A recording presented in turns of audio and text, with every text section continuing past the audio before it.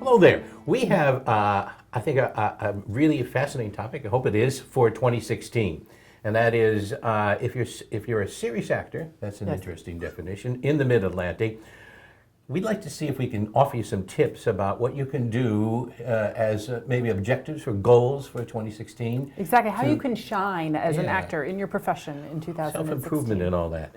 And we're going to divide it into two areas that are pretty obvious. What can you do artistically, and what can you do business-wise? So let's start business-wise. What are some things?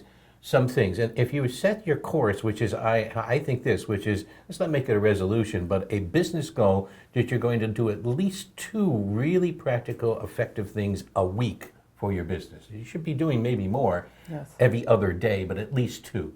What would be some tips? I think really practically speaking, having a headshot and resume and working on getting a reel together are 2 very essential parts of continuing to work in this area. Having an agent is another really big one for large shows, television series, movies, etc., films, feature films, independent as well. It is becoming more and more prevalent that agents are necessary. As the business grows, that's a natural development. And being able to self-tape with incredible production value. That's one of the biggest differences from 2015 is the production value of self-tapes has exponentially grown.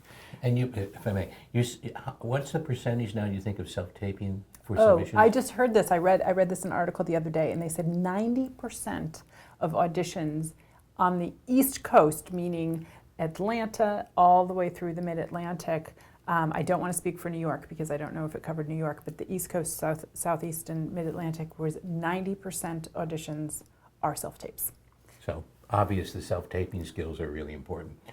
Sorry to interrupt you. Yes, Anything else? No, that's great.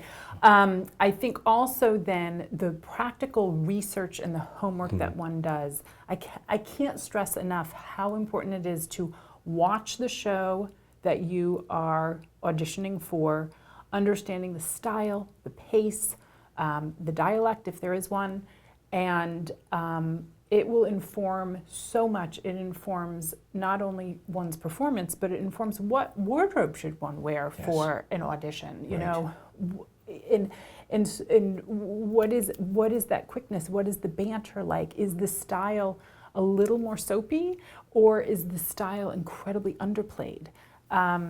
And in doing that homework and being familiar with the shows that one is auditioning for is absolutely mandatory. It's mandatory. I can't tell you. I see great actors. I'm like, but they're not going to belong on the show, and they do not get shown to the director. So that's essential. And if there's not a show that's airing, it's really important to research the showrunner, the director, all of the people that you see and that's given to you on the breakdown. You can still do research even if it's not on the air. And I do that. As a casting director, I research all of that before I start working. And I look at every DP and every actor they've worked with and other casting directors and the director and the producers, and just to see what their style and genre and everything is. You can really piece together those answers.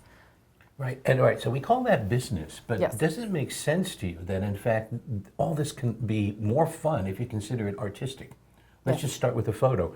Take a good look at your photo, would be my advice, and say, is this really representing me well right now in the Mid-Atlantic? Do I need to have 3 or 4 to give a different size of myself there? And that's another difference, honestly, is the photographs. It used to be that, well, a good photograph taken by a friend will do because it kind of looks like you. Not with so much business going on here in the East, Southeast, Mid-Atlantic area. You have to have a pro photo that really shines. So, okay, how can you research? Let's be very specific. Okay, so if that's what our advice is, and you're saying, well, what is a professional photograph? Well, my tip would be go to any one of the reproduction places. Reproductions in New York City. Reproductions, as you can Google it up.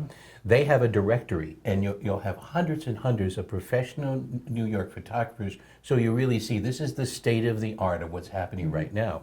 there's a research thing you can do to take a look at your photograph and say, And compare it. Is it of professional caliber, and is it really saying something that really is speaking about who I am? I can tell you honestly, I give those professional photographs, because we look at them, this big online. Those photographs that are really amazing and capture that human in such a unique way, that is a pro photograph. More and more do I click on them to ask them to self-tape than the others, and it's just this. It's a gut instinct. It's a this, and it'll help you. It helps you get in the door. It's your business card. It's important.